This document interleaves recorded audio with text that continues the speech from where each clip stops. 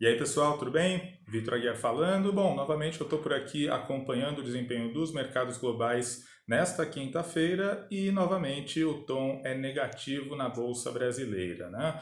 O Ibovespa abriu em queda firme, chegou a cair mais de 7%, agora reduziu um pouquinho as perdas, vai recuando ali perto de 4 a 5% nesse fim de manhã. Qual que é a diferença da sessão desta quinta-feira? É que, enfim, a gente aqui no Brasil está aí bastante negativo, só que lá fora as bolsas da Europa e dos Estados Unidos elas têm conseguido ficar aí mais perto do 0 a 0, algumas com uma leve alta, algumas com uma leve queda, mas a gente não vê que lá no exterior, né, esse tom aí de forte queda como a gente está vendo aqui no Brasil. E enfim, por que é que a gente tem essa diferença, né? Em primeiro lugar, o cenário do coronavírus ele continua mais ou menos o mesmo, né? A gente tem sim uma preocupação muito grande por causa do avanço da doença tanto na Europa, nos Estados Unidos, enfim, no mundo todo, né?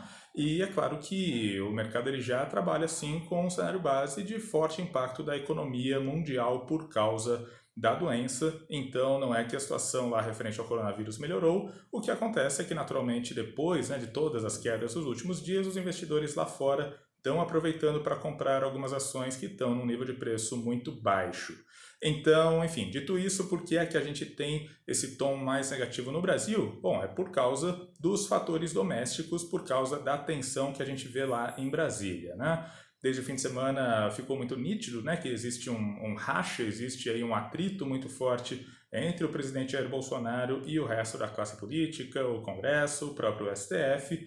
E é claro que, né, nesse momento em que a gente passa aí por um surto de uma doença nova, que a gente tem um problema muito grave de saúde pública, um problema econômico muito importante, essa situação aí de atrito político não ajuda ninguém, então o mercado ele sim assume uma postura muito mais defensiva, muito mais pessimista por causa dessa situação política que a gente tem no Brasil. Ontem teve sim aquela coletiva de imprensa do Bolsonaro com os outros ministros para anunciar medidas no fronte da saúde pública, no fronte da economia, só que apesar disso, né, fica muito claro que existe sim um mal-estar em Brasília nesse momento, e mesmo do ponto de vista do apoio popular ao Bolsonaro, dá para ver sim que tem uma clara insatisfação de parcela da população, né? Na terça e na quarta-feira a gente teve panelaços em várias cidades do Brasil contra, né, a figura do presidente Jair Bolsonaro, né, em muitas cidades já começa a ficar um pouco mais clara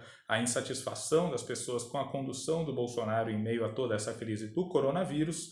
Claro que, né, o presidente, nas redes sociais também a gente vê manifestações de apoio, mas me parece, né, que essas manifestações públicas, essas manifestações contrárias ao Bolsonaro são um elemento novo e é claro que o mercado leva assim essa informação em conta, né?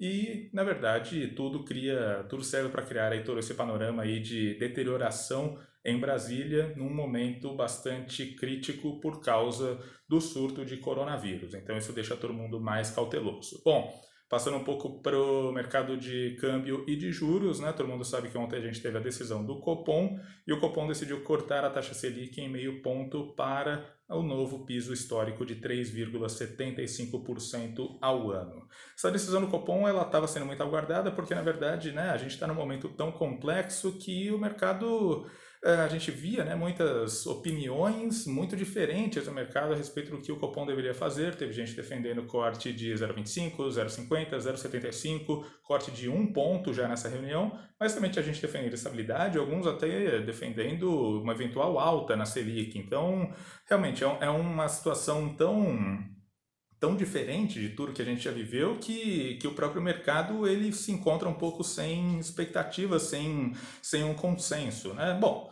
mas o fato é que o Copom optou por cortar a Selic em meio ponto.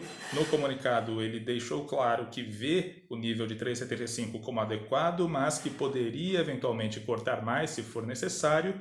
E, enfim, o resultado disso tudo é que a gente tem um certo alívio no dólar, porque como o corte na Selic não foi tão agressivo quanto, por exemplo, lá nos Estados Unidos, o Fed cortou já a taxa de juros do país em 1,5 ponto somente em março, então a gente vê que o diferencial de juros ele abriu um pouco, o que tira a pressão do câmbio, né? O dólar ele segue em níveis muito elevados, acima de 5,10, mas pelo menos hoje ele vai sim operando em queda. Bom, gente, A gente vai continuar acompanhando aqui o noticiário dos mercados, o desenrolar das negociações. Qualquer novidade, a gente volta a atualizar a situação lá no seudinheiro.com ou até mesmo num vídeo excepcional aqui no canal do YouTube. Tchau, gente. Até amanhã.